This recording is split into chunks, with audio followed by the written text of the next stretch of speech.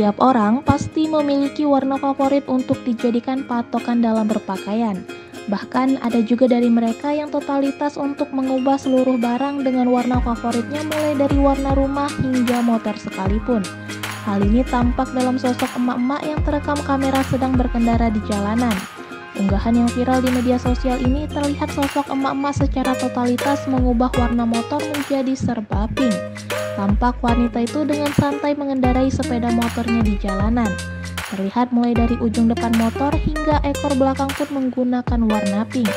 Tak sampai di situ saja, ternyata emak-emak tersebut menggunakan helm dengan warna senada juga. Tak hanya motor dan helm saja, ternyata outfit yang digunakannya pun juga ikutan serba pink. Tentunya tampilan outfitnya menjadi cetar membahana menjadi sorotan pengendara lain di jalan.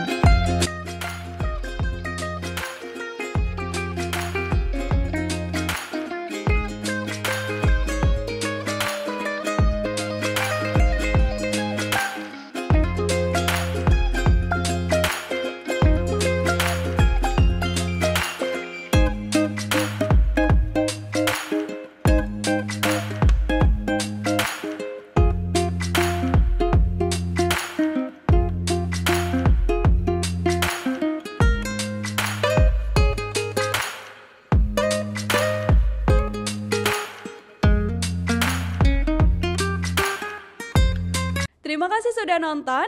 Jangan lupa like, subscribe, dan share ya.